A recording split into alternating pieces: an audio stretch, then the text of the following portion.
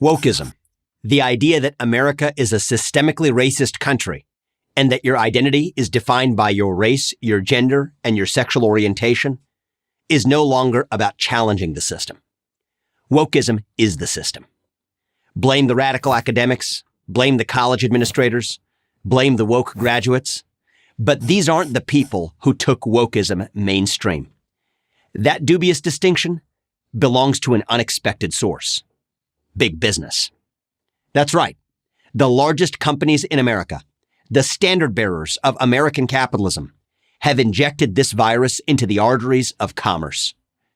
Our story begins in 2008, following the mortgage crisis that led to the near collapse of the entire banking system. Bankers got paid a lot of money when times were good, but got a bailout from taxpayers when times went bad. No wonder Americans were skeptical of capitalism, and for good reason, because it was really just crony capitalism.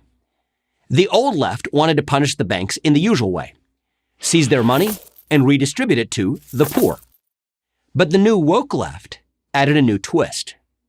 The real problem, they said, wasn't just poverty or economic injustice. It was a 300-year history of white patriarchy. Ironically, this new idea, you know it as critical race theory, presented Wall Street with a way to get out of their PR disaster, a way to go from being the bad guys to poof, becoming the good guys. All they had to do was to admit that their eyes had been opened. In other words, they woke up. You want us to fix global warming? No problem. You want us to get on board with the transgender movement? Sure, we'll do that too. Solve systemic racism? Sounds great, as long as you don't talk about systemic financial risk. They were happy to add token minorities to their boards. They were happy to post a black square on their corporate Instagram. They were happy to preach about climate change after flying on private jets to fancy ski towns, but they didn't do it for free. As long as the banks said the right things, they would be left in peace to make their billions. And abracadabra, like a rabbit out of a hat, Woke Inc. was born. Things went pretty smoothly until the 2016 election. The man who won wasn't supposed to win. And this time, the blame fell not so much on Wall Street, but on Silicon Valley. But they had Wall Street's playbook, and they followed it to a T. The new bad guys, big tech, could become the good guys just like the banks, as long as they made sure the next election went the right way. That is the way the new left wanted it to go. In exchange, big tech would get to keep its monopoly power intact. And that's the untold story of how modern big tech censorship was born. The newly ascendant left was able to delegate its dirty work to private companies to do through the back door what it could not do through the front door under the Constitution, namely to censor protected political speech. Then came COVID and the death of George Floyd. Woke Inc. became the woke industrial complex. Now it's not just Wall Street and Silicon Valley playing the game, but nearly all of corporate America as we know it. Coca-Cola trains its employees how to be less white and issues public statements about voting laws that make it sound more like a super PAC than a soft drink manufacturer. Pay no attention to the fact that its drinks are a major contributor to the obesity epidemic, especially in the black community.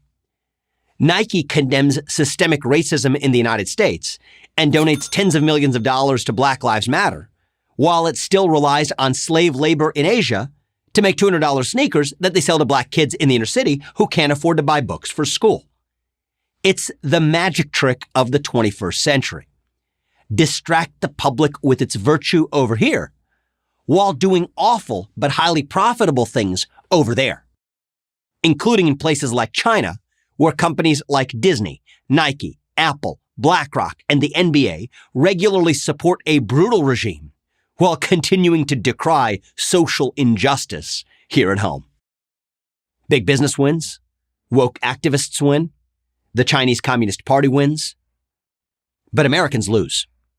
We lose because when corporations cynically enforce speech codes and mandate how we act and think, we lose the most fundamental freedom of all: freedom of speech. We're forced to choose between speaking our minds and putting food on the dinner table. So how do we stop them? Well, you've already taken a big first step. You now know how the magic trick works. So when a woke corporation tells you how virtuous they are, just laugh and take your business elsewhere.